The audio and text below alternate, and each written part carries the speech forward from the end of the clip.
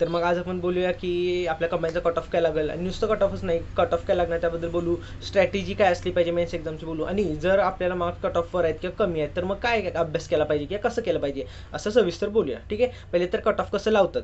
तर in general कसं असतंय, आता आपल्याला दिसतं की खूप जणांना 60च्या वर आहेत किंवा 65च्या वर आहेत, पण आता काय म्हणतो ती पोरं कट ऑफ कधी डिसाईड नाही करत, कारण ती पोरं 100% येईन आहेत सगळ्याच ह्याला, पण मॅक्झिमम ना जिथं सॅच्युरेशन असते, म्हणजे आता तुम्ही ऐकलं ना, तर मॅक्झिमम जर कुठं अडकले आहेत तर 43 ते 47 ह्या मार्क्समध्ये अडकलेत. हां, त्यामुळे मॅक्झिमम चान्सेस आहेत की कट ऑफ तिथं लागायचा, कारण लास्ट इयर पण तसंच झालेलं.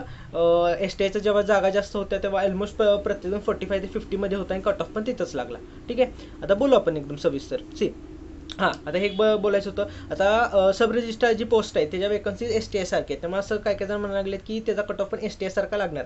बट काय म्हणतो की हे नाही आहे असं पॉसिबल, कारण सब रजिस्ट्रार ही पोस्ट जरा हायर आहे, त्यामुळे मॅक्झिमम जे एम्प्लॉईड आहेत, म्हणजे आधी ज्यांनी कंबाईन काढले एस टी आय आहेत किंवा ए एस ओ आहेत, त्यांनी पण सब रजिस्टरचा फॉर्म भरला आणि टिक करताना फक्त सब रजिस्टर केले, कारण पोस्टच एवढी भारी आहे. त्यामुळे मॅक्झिमम चान्सेस आहेत की जरी वेकन्सी सेम असल्या तरी सब रजिस्टरचा कट ऑफ हाय जाण्याचे.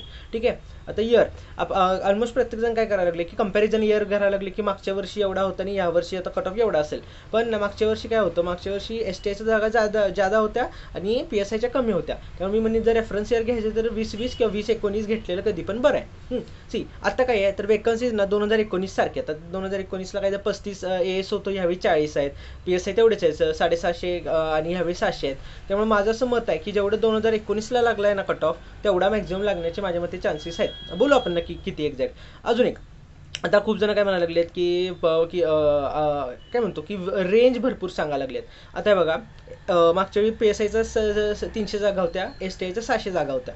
हां, म्हणजे काय म्हणतो जागा डबल होत्या, जागा डबल असल्या आपल्या एस टी आयच्या, तरी कट ऑफमध्ये डिफरन्स किती होता, काय तर 2 मार्काचा डिफरन्स होता. म्हणजे जागा डबल आहेत, म्हणजे 300 आणि 300 इंटू 20 किती झाले 6000, म्हणजे 6000 जण बसलेत कशात 2 मार्कमध्ये. त्यामुळे तसं म्हणतोय की 60च्या वरती खूप जण आहेत, म्हणजे सॅच्युरेशन लेवलमध्ये तिथं पॉईंट म्हणजे 0.5 नाही 0.25मध्ये पण खूप जण असतात, त्यामुळे कट ऑफने एकदम जास्त कधीच वाढत नाही. त्यामुळं मला असं आणि ऑफकोर्स मॅक्झिमम चान्सेस आहेत कट ऑफ चुकण्याचे, कारण आपले कधीच कट ऑफ बरोबर नाही आलेला. बट मला असं वाटतं की हा लागेल कट ऑफ. पी एस आयचा 46 लागेल, कारण म्हणलं 2019 रेफरन्स धरा तर काय तर 44 लागलेला, 2 मार्क जास्त असं वाढवून. एस टी आयचा मला वाटतं 55 लागेल, A S one sub register 58. आता वाढण्याचे चान्सेस आहेत का, ऑफकोर्स चान्सेस आहेत. आणि काय म्हणतो की कमी होण्याचे चान्सेस आहेत का, तर मग मॅक्झिमम कमी आहेत, कारण आता ऑलमोस्ट प्रत्येकजण पी एस आयचा कट ऑफ पण 50 सांगायला लागले, आपण तर लईच कमी सांगितलंय. आता मी सांगतो काय म्हणतो की आता जर तुम्हाला एवढे पडायला लागलेत तर मग काय केलं पाहिजे किंवा का केलं पाहिजे. If not mains then what. आता जर आपल्याला समजा 40च्या खाली आले तर ह्याचा अर्थ काय आहे की आपला अजून जी एस इतकं स्ट्रॉंग नाही आहे, तर मग 100% जी एसचा अभ्यास केला पाहिजे, कारण आपले वीक पॉईंट्स काढले पाहिजेत, पाठांतर झालं नाही ते केलं पाहिजे, कन्सेप्ट क्लिअर केलं पाहिजे. पण समजा तुम्हाला 40च्या वरती आहेत आणि आता एवढे आहेत, काय म्हणतो 45 आहेत 46 आहेत, मी काय म्हणतोय ह्याचा अर्थ काय, एक लेवलचा अभ्यास झालाय. आता जरी म्हणजे आता असं समजतं की ग्रुपची टार्गेट नाही किंवा फॉरेस्ट टार्गेट नाही, आता म्हणजे पुढचं टार्गेट काय राज्यसेवा तर नाही, डायरेक्ट 30 एप्रिलची कंबाईन. तर डायरेक्ट आता जर 30 एप्रिलला जर आता एक्झाम आहे तर तोपर्यंत इतका 6 महिने करणार काय. If not mains then what, कारण 6 महिने काय म्हणतो अभ्यास करणं खूप अवघड आहे. जर तुम्हाला 45 ते पडल्यात म्हणजे जी एसचा अभ्यास झालाय, पुस्तक ओपन जरी केलं तरी अभ्यास होत नाही, झाला तरी इतका प्रोडक्टिव्ह होत नाही. त्यामुळे मला तर असं वाटतं की 2 महिने मेन्सचा अभ्यास करा. इंग्लिश ग्रामर मराठी ग्रामर तर कंबाईनला तसंच राहणार आहे, कंबाईनचा काही पॅटर्न चेंज नाही आहे. मग काय म्हणतो गमवायला काय गोष्ट आहे. त्यामुळं माझं तर असं मत आहे की काय म्हणतो ज्याला कोणी 40च्या वरती आहेत त्यांनी मराठी इंग्लिश ग्रामरचाच अभ्यास सुरू केला पाहिजे. जर तुम्ही फॉरेस्टला असला त्याला पण फायदा होईल, कारण काय होतं जी एसला सॅच्युरेशन लेवल येते आणि अभ्यास होतच नाही आहे, तर वेळ वाया घालवण्यापेक्षा वेळ कुठं तर युटिलाइज झाला पाहिजे. ठीक, त्यामुळे मी तर म्हणेन अजून कंबाईनची आता परीक्षा कधी 24 डिसेंबरला आहे. 1 महिना आधी तर आयोग रिझल्ट लावलच, कारण मेन्सचे फॉर्म भरायचे ते नसतात. त्यामुळं मला सर असं वाटतं एक्सपेक्टेड रिझल्ट मॅक्झिमम 20 नोव्हेंबर. 20 नोव्हेंबरच्या आत सेकंड की लागून फायनल रिझल्ट लागेल पण. आणि आज आहे 20 ऑक्टोबर, म्हणजे फक्त तुम्हाला 1 महिना फक्त मनाची समजूत घालायची की मी मेन्सला आहे आणि अभ्यास करायचा आहे. कारण सांगतो जर तुम्ही 1 महिना नीट अभ्यास नाही केला आणि जर चुकून पास झाला आणि काय म्हणतो प्री निघाली आणि जर मेन्स फेल झाला ना तर हे सगळे दिवस आठवणार की मी टेन्शनमध्ये घालवलं.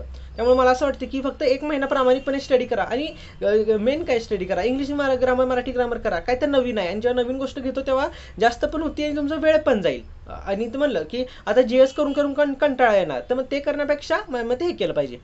आता स्ट्रॅटेजीबद्दल बोलूया की मी नॉर्मली कसं ठेवतो. सी माझं कसं असते की माझं म्हणजे ना काय काय जण टार्गेट लो करतात, म्हणजे अचीव्ह केल्यावर ना आपल्याला भारी वाटेल. माझं असं नाही, माझं टार्गेट अतिशय हाय असते, एकदम असं ढगाचं टार्गेट पाहिजे असं माझं मत आहे. का की म्हणजे आपलं मी डिमोटिवेट होत नाही, पण माझं कसं होतं ठीक आहे आपल्या तिथंपर्यंत पोहोचायचं आहे आणि त्यामुळे तिथं पोहोचतो कधीच पोहोचत नाही, पण ॲटलीस्ट त्याच्या खाली आलं तरी आय एम ओके. सी आता माझं काय आहे की पेपर 1 आहे म्हणलं, पेपर 1ला आपले 50पैकी 40 मार्क्स तर आले पाहिजेत, इंग्लिशला 25 आले पाहिजेत, जी केला 6 आणि जे आपले बाकीचे आहेत कॉम्प्युटर आणि ह्याला 8. आता एकूण किती होतात तर काहीतरी 80 मार्क होतात. पडणार आहेत का? Of course not.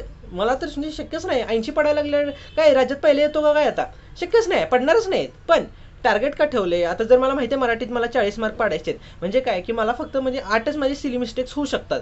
मग त्यामुळे पण मी अभ्यास करताना पण कसं करणार की यार मला इतकं माझं टार्गेट आहे, अचीव्ह झालं पाहिजे, अभ्यास जास्त करायचा आहे, असं माझं आहे. तर ते पेपर 1चं झालं. माझं पेपर 2चं पण असं टार्गेट आहे, काय राज्यसेवेचं पण टार्गेट आहे. त्यामुळे मला असं वाटतं की आपलं एक टार्गेट फिक्स पाहिजे. काय म्हणतो जर आपल्याला माहीतच नाही आहे की जायचं कुठं, तर मग आपण काय म्हणतो गाडी फास्ट नेणार का स्लो नेणार आपल्याला कळणार कसं ना, टाईम लिमिट पाहिजे. तसं माझं असं मत आहे की असं प्रत्येकाने टार्गेट करा आणि 1 महिना प्रामाणिकपणे अभ्यास करा. पास झाला तरी चांगलं आणि जरी नापास झाला तरी काय फरक पडतोय ना, कारण 1 महिनाभरात तर रिझल्ट लागणार आहे आणि पुढची कंबाईन तरी तीच आहे आणि पॅटर्न तर चेंज नाही आहे. त्यामुळं हे होतं असं होतं एक्सपेक्टेड कट ऑफ आणि हे ठीक आहे. बघू, चलो ऑल द बेस्ट.